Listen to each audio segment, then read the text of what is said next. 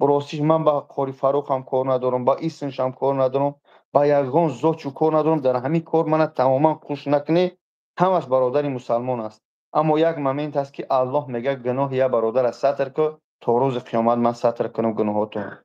این الله میگه یگان کس. ببینه من اگر آدم بکشم، من دزدی کنم، زنا کنم، خدا نشونت یا وقتی که من میبیام مادرم من بجا میکنم ملیسا کفتنی میرن کو میگن همین مقصد بچه ایت دزدی کرای کشته آدم کشی کرای سر اونو میدونه بچه گناهگاره بجاش میکنه بگوری به خاطر که دوست میداره. اما الله میگه که من آفرندگاری مادری شما هستم، یعنی که مهری من نسبتی شما از مادرتون میلیون بارها زیادتر است. الله بندش دوست میداره. میگه که چیکار کن برادر، میگه که بنده که هیچگاه روی اکران نبرو. برای چی میگه الله میگه ستر که ای بنده گناه یک بنده من روز قیامت من گناه شما را ستر میکنم. نکنی گناه های مردم نبروری. به خاطر خدا میگم، به خاطر خدا میگم گناه های مردم نبروری. والله قسم میگن که همین گریبان اختن نگه که اگر ما از سحری بخیزیم از همین نماز بامداد مسرکرگی تا خفتن ما فکر کنیم که کدام حالتاش ما پراپوسکاد میکنیم نماز باید نماز پراپوسکاد نکنیم. تربیه فرزند که به قرآن به تربیه حلال با مردمی بیگانه نمیرسیم. خونه خود ما پر از گناه دیگران را کوفته شدیم.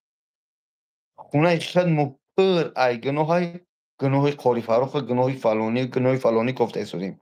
او تو بابایو چیکار داری که زندگی خطا بخواب؟ دخترت بینماز، فرزندت بینماز، خودت بینماز، زنت در درون جوگه بینماز، خطی خودت یان باش خودت نماز نمیخونی گناه قاری فروخ دیگر کوفته شدیم. من پشتی هیچ کس نمیگم، پروستو همین که میگم گناه نبروری. الله میگه ستر که.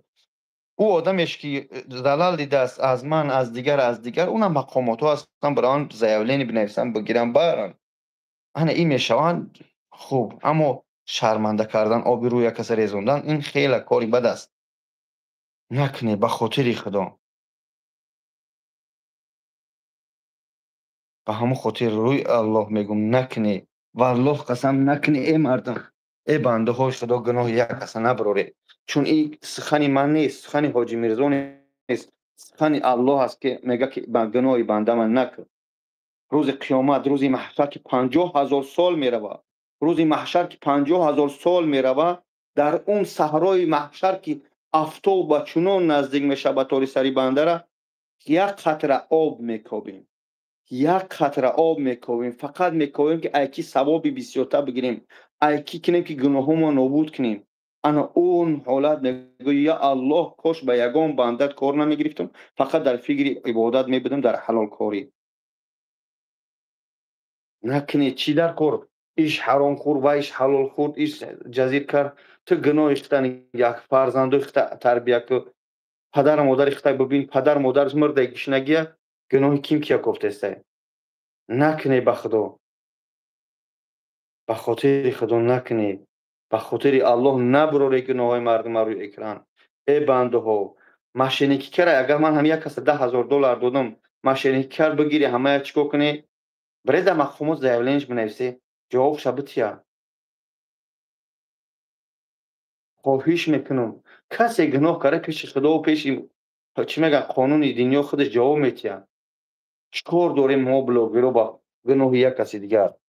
نکنی با خدا بعضی شما میبروریم روی اکران ای 101 چه ای پیش میگذاریم اکا جون نکو اکا جون بس که اکا جون سوی مردم یک جلش هم میگذارن چی دشنامایی میکنن مجبور میشن با یه روز دو روز در روی اکران که بچه ها از همین احتیاط باشه. تمام هر روز تیمه را برآورده فلانی ایتا کرد فلانی ایتا کرد